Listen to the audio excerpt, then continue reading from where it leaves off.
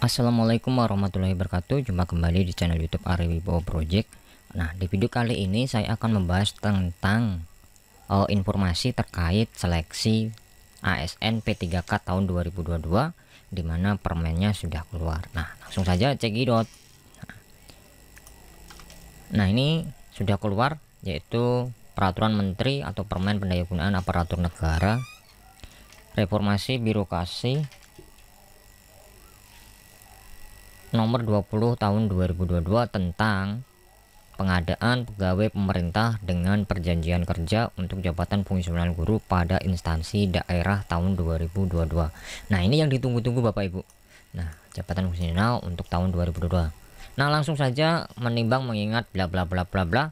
Nah, pada intinya saja ketentuan umum dan lain sebagainya masih sama seperti tahun-tahun sebelumnya. Nah, yang paling inti dari ini adalah berita terheboh dan mungkin berita sangat mengembirakan terkait dengan seleksi ASN P3K tahun 2022, di mana seleksinya lebih matang lagi daripada tahun sebelumnya. Nah, ini perlu dibahas untuk kategori dan persyaratan pelamar. Nah, beda dengan tahun sebelumnya ya juknisnya, bahwa tahun sebelumnya adalah GTT sekolah induk dan GTT sekolah non induk, seperti itu. Namun di tahun 2022 kategori persyaratan pelamar dibagi menjadi dua, yaitu pelamar prioritas dan pelamar umum. Nah, ini dibagi menjadi dua, yaitu pelamar prioritas dan pelamar umum.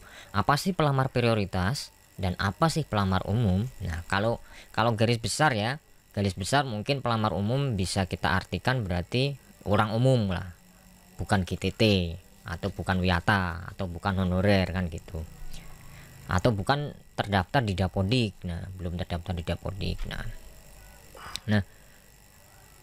pelamar prioritas bagaimana dimaksud pasal 4 huruf A terdiri di atas pelamar prioritas 1, pelamar prioritas 2, dan pelamar prioritas 3.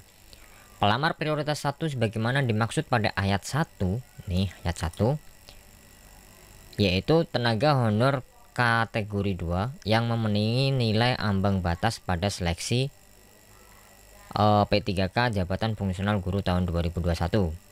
Guru non ASN yang memiliki nilai ambang batas pada seleksi P3K jabatan fungsional guru tahun 2021. Lulusan PPG yang memenuhi nilai ambang batas pada seleksi P3K jabatan fungsional guru tahun 2021. Guru swasta yang memenuhi nilai ambang batas pada seleksi P3K jabatan fungsional guru tahun 2021. Ini adalah prioritas 1. Nah, untuk prioritas 2 adalah pelamar prioritas 2 sebagaimana dimaksud pada ayat 1 huruf B, merupakan tenaga honor kategori 2. Ini berarti yang nilai belum PG ya, belum PG atau passing grade, nilai ambang batas. Berarti ini prioritas kedua kalau tidak ada prioritas 1. Terus pelamar prioritas 3 sebagaimana dimaksud pada ayat 1 huruf C, merupakan guru non ASN di sekolah negeri yang terdaftar di Dapodik dan memiliki masa kerja paling rendah 3 tahun. Berarti semuanya harus terdaftar ya. Nah, terus untuk prioritas 3 ini untuk prioritas 3. Maaf, untuk prioritas 3. Sedangkan untuk pelamar umum sebagaimana dimaksud pada pasal 4 huruf B di atas tadi, lulusan PPG yang terdaftar pada database kelulusan PPG Kementerian Pendidikan. Terus pelamar yang terdaftar di Dapodik. Mohon maaf, berarti pelamar umum adalah pelamar yang belum pernah mengikuti seleksi P3K atau tes P3K kemarin, atau yang belum lulus passing grade,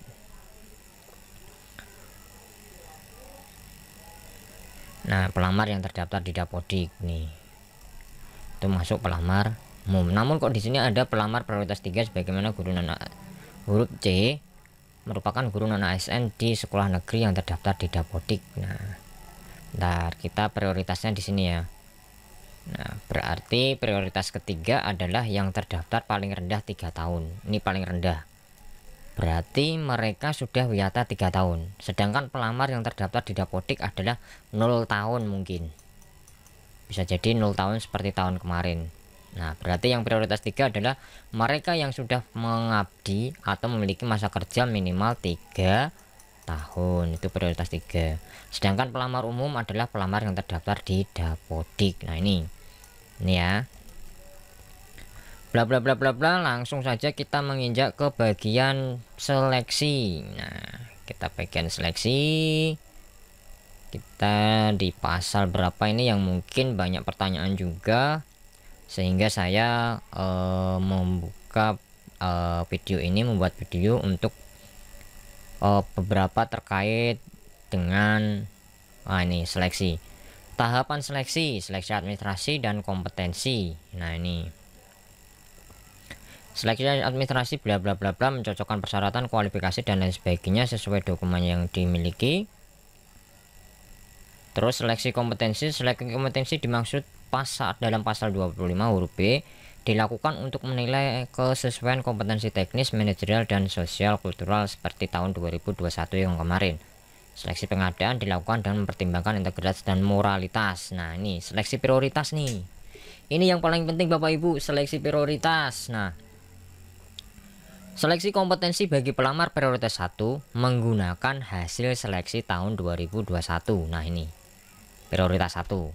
Jadi kemarin yang Bapak Ibu di seleksi P3K tahun 2021, di sebelah kanan itu kan ada pengumuman tuh. Di pengumumannya ada P1, P3, P1 dan P3 kalau nggak salah. P1, P2, P3 waktu itu. Berarti kalau ada kata P1, P2, P3 artinya lulus passing grade, menjadi skala prioritas 1. Nah, tapi yang kemarin tidak ada keterangan P1, P2, P3 berarti bukan prioritas 1. Nah, gambarannya seperti itu. Dengan kata lain, prioritas 1 berarti tidak ikut tes lagi, hanya menggunakan hasil seleksi tahun 2021. Nah, seleksi kompetensi sebagaimana dimaksud pada ayat 1 terdiri atas seleksi kompetensi 1 dan seleksi kompetensi 2. Ini kalau mereka mengikuti kemarin tahap 1, seleksi tahap 1 dan seleksi tahap 2. Dalam hal pelamar sebagaimana dimaksud pada ayat 1, mengikuti seleksi kompetensi 1 dan seleksi kompetensi 2, hasil seleksi digunakan mengikuti ketentuan sebagai berikut. Nah, ini juga penting buat Bapak Ibu calon ASN P3K tahun 2022. Apabila pelamar memilih jabatan yang sama pada seleksi kompetensi 1 dan seleksi kompetensi 2, maka dinyatakan lulus dengan menggunakan nilai akhir paling tinggi. Nih, perlu diperhatikan Bapak Ibu. Yang dimaksud di sini jabatan yang sama, misal panjenengan guru matematika. Tahap 1 melamar formasi matematika. Nggak lulus. Maksudnya passing grade tapi tidak lolos, kalah dengan nilai yang lain. Terus seleksi tahap 2 ikut lagi formasi matematika. Nah, di formasi seleksi kompetensi 1 nilainya adalah total nilai adalah 523 misalnya. Di seleksi kompetensi 2 nilainya adalah 550 ini misalnya.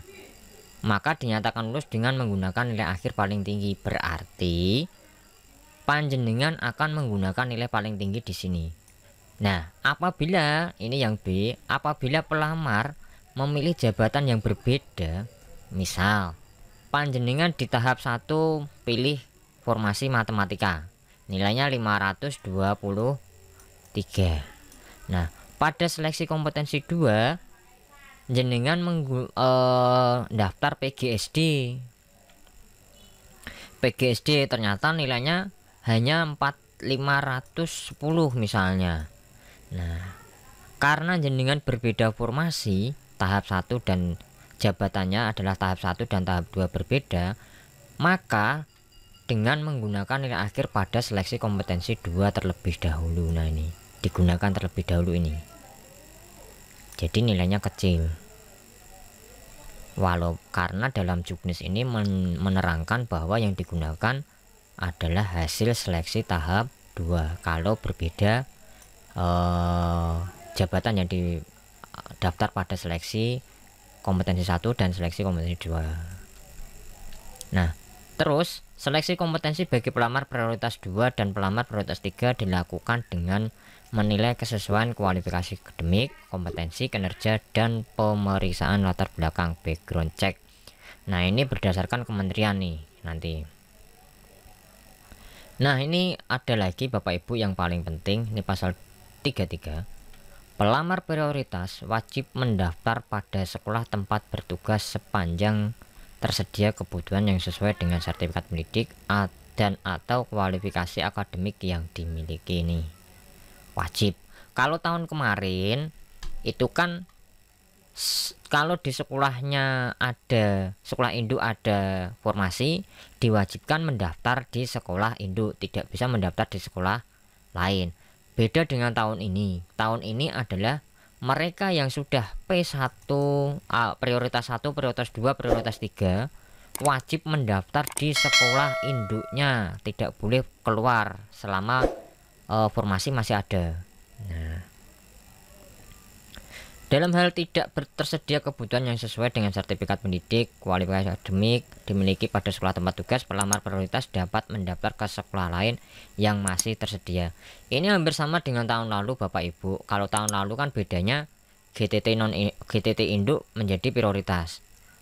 GTT non induk nunggu GTT induk kan gitu. Ini tahun ini adalah prioritas PG, lulus PG itu menjadi skala prioritas. Yang tidak PG menunggu yang PG kan gitu. Ini bedanya di situ. Pemilihan sekolah sebagaimana dimaksud pada ayat 1 dan ayat 2 merupakan keberminatan pelamar. Nah, silahkan ini bla bla bla. Seleksi umum. Nah, ini seleksi kompetensi bagi pelamar umum dilakukan dengan menggunakan sistem CAT UNBK. Ini sama dengan tahun kemarin 2021. Pelamar umum sebagaimana dimaksud pada ayat 1 dapat memilih kebutuhan di seluruh sekolah wilayah Indonesia yang belum terpenuhi oleh pelamar prioritas. Nah, ini jangkauannya sangat luas Bapak Ibu, seluruh Indonesia, seluruh wilayah Indonesia yang belum terpenuhi. Nah, ini berarti tidak hanya lingkup Kabupaten Grobogan ini mungkin. Oh, maaf, tidak hanya ruang lingkup kabupaten kota. Maaf, saya tinggalnya di Kabupaten Grobogan. Mohon maaf Bapak Ibu. Terus pelamar umum dinyatakan lulus jika nilainya diperoleh menilai ambang batas. Nah, ini nilai ambang batas kan kemarin sudah ditetapkan ya, teknis, manajerial, sosial kultural, dan ambang batas wawancara. Ini kemarin sudah ada ambang batasnya. Dalam hal pelamar umum memiliki nilai akhir yang sama, penentuan kelulusan akhir secara berurutan didasarkan kepada nilai teknis tertinggi. Kalau sama berarti nilai manajerial. Kalau sama lagi berdasarkan wawancara. Kalau sama lagi berdasarkan usia paling tua. Nah, pemilihan sekolah sebagaimana dimaksud dalam pasal 34 ayat 2 merupakan keberminatan. Sekali lagi, pemilihan kebutuhan berdasarkan peminatan. Nah, ini pemenuhan kebutuhan Bapak Ibu. Nah, ini pemenuhan kebutuhan kan Bapak Ibu kan bertanya, "Loh Mas, nanti kan kalau nilainya yang umum lebih tinggi kan yang prioritas kan bisa kalah kan?" Bukan, ini ada pemenuhan kebutuhan. Pemenuhan kebutuhan P3K jabatan penilai guru tahun 2022 didahulukan pelamar prioritas 1 Bapak Ibu. Ini seperti tahun kemarin diutamakan pelamar dari sekolah induk. Sekolah non induk tidak bisa walaupun nilainya lebih tinggi. Seperti itu Bapak Ibu. Pemenuhan kebutuhan bagi pelamar sebagaimana dimaksud pada ayat 1 berlaku urutan dari. Nah, ini urutannya prioritas itu kalau ada tenaga honor kategori 2 yang memenuhi nilai ambang batas pada seleksi P3K jabatan fungsional guru tahun 2021 itu menjadi skala prioritas lagi. P1 aksen 1 berarti. Nih. Misalnya ini contohnya seperti ini Bapak Ibu. Ada GTT dari sekolah induk. Itu GTT biasa, bukan honorer K2 atau tenaga honor kategori 2. GTT honor non K2, non THK 2 maksudnya. Nilainya 550 misalnya. Sedangkan tenaga honorer kategori 2 nilainya 510. Ini akan menjadi skala prioritas. Seperti ini. Terus guru non ASN yang memenuhi nilai ambang batas pada seleksi P3K ini baru kedua. Terus lulusan PPG yang memenuhi nilai ambang batas pada seleksi P3K jabatan fungsional guru tahun 2021. Guru swasta yang memiliki nilai ambang batas. Nah, ini swasta pun bisa. Dalam hal pemenuhan kebutuhan oleh pelamar sebagaimana dimaksud ayat 1 belum terpenuhi akan dipenuhi oleh pelamar prioritas 2. Dalam hal pemenuhan kebutuhan oleh pelamar sebagaimana ayat 2 belum terpenuhi akan prioritas 3. Yang kelima itu baru pelamar umum Bapak Ibu. Ini mohon maaf pelamar umum.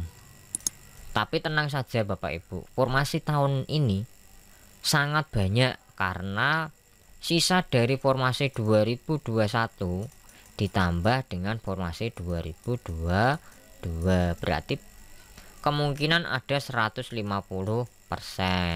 jumlahnya. Nah, ini untuk penambahan nilai perlu diketahui. Ternyata di tahun ini tidak ada penambahan afirmasi ya Bapak Ibu. Ini hanya berlaku untuk yang memiliki serdik masih 100% dan penyandang disabilitas 10%, dan pelamar mendapat nilai tambahan AB secara kumulatif diberikan nilai kompetensi teknis tidak lebih dari nilai paling tinggi 100%. Nah, ini jadi apa namanya, tidak seperti tahun kemarin ada afirmasi, ini enggak ada kayaknya. Terus pengumuman hasil seleksi P3K jabatan dari pelamar prioritas 1 dan pelamar umum menjadi tanggung jawab panitia. Nah, ini bla bla bla bla.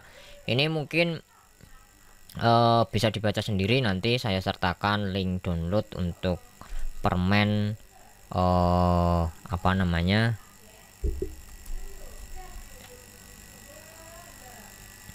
permen terkait dengan seleksi P3K tahun 2022.